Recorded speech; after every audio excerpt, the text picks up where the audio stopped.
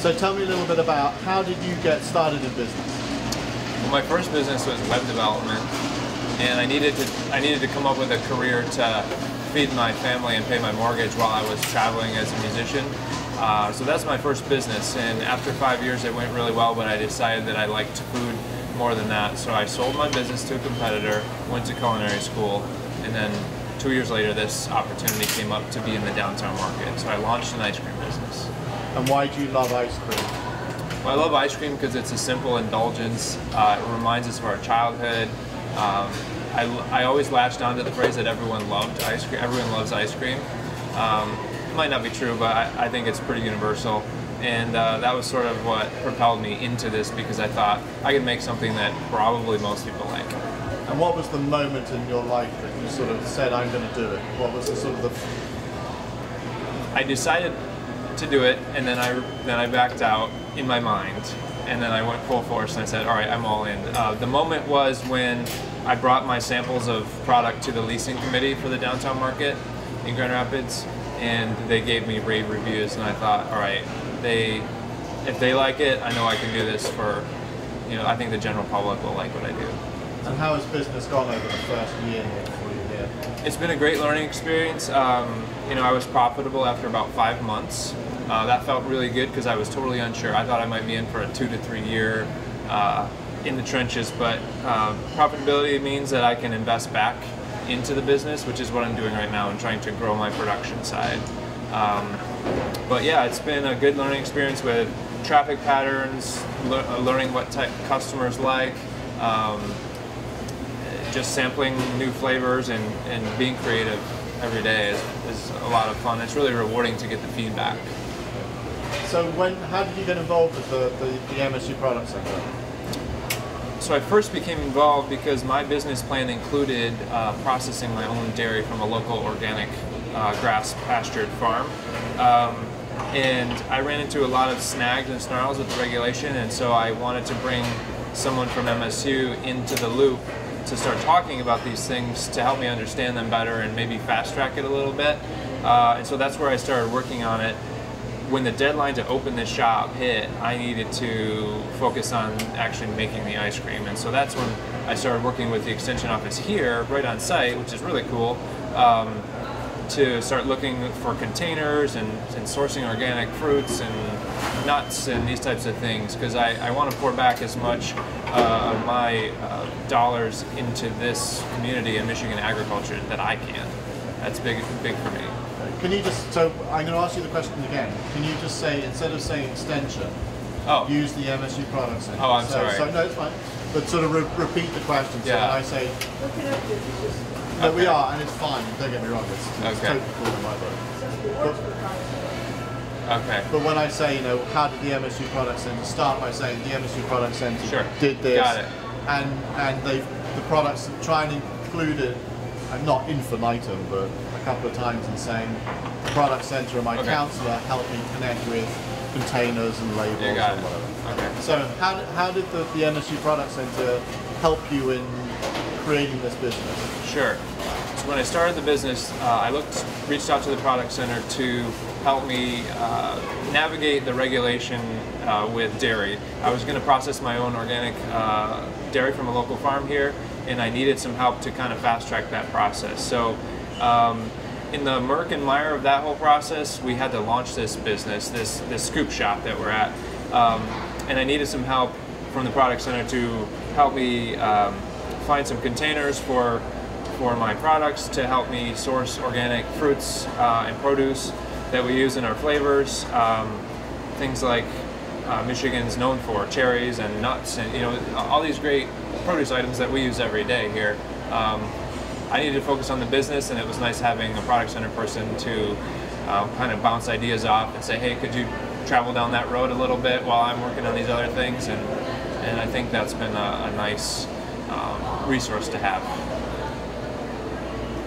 Cool. Perfect.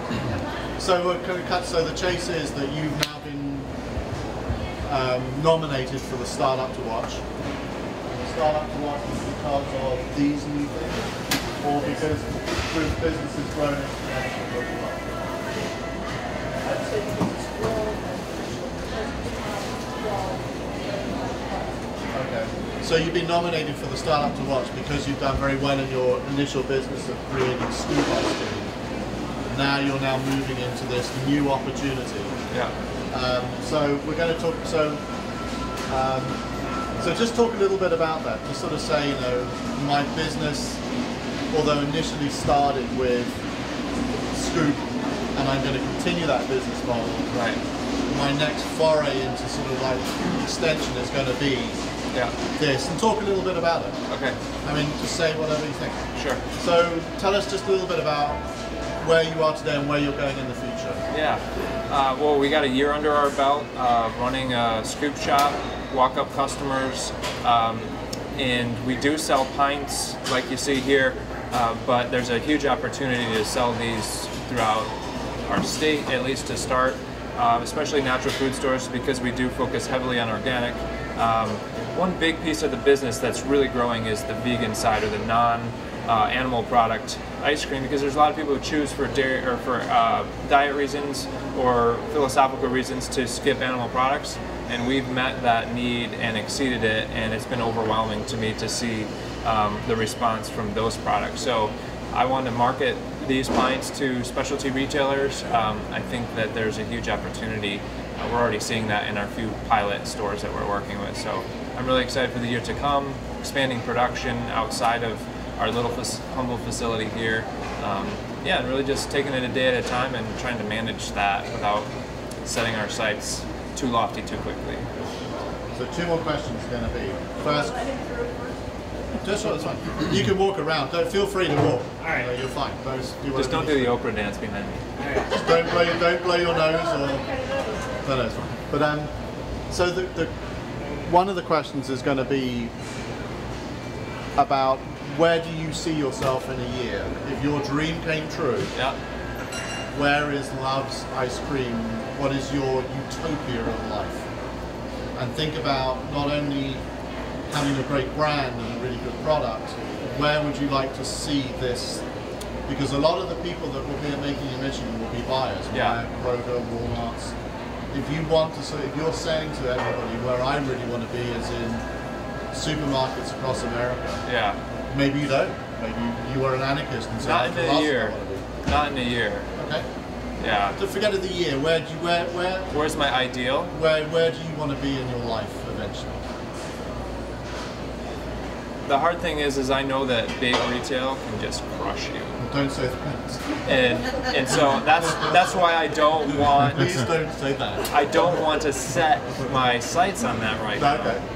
I do want buyers, especially for smaller market type stores. So you want to be known as the best organic ice cream company in America?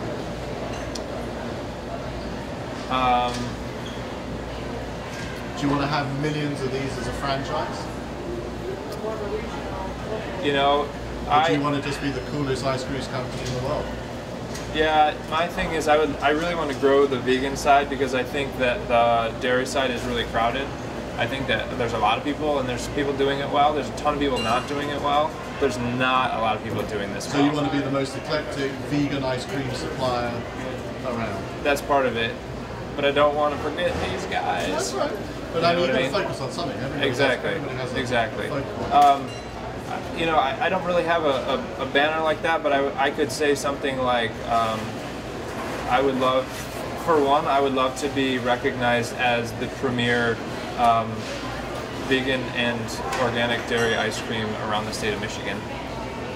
You know. Remember that? So can you repeat that last sentence? Sure.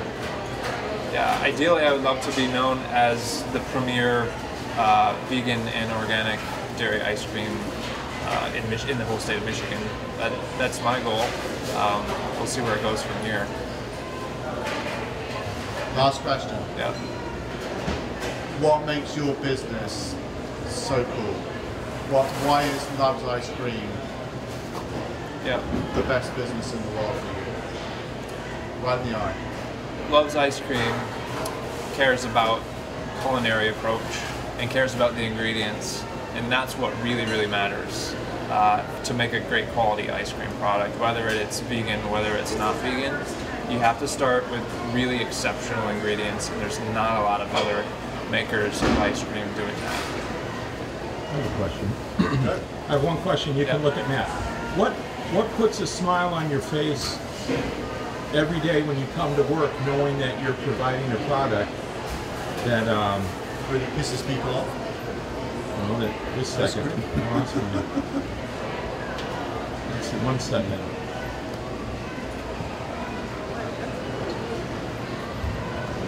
Okay. What puts a smile on your face coming to work knowing that you're providing a product that people really enjoy? It puts a smile on my face when I come into work. First of all, I have a really great team that takes care of this place like I do.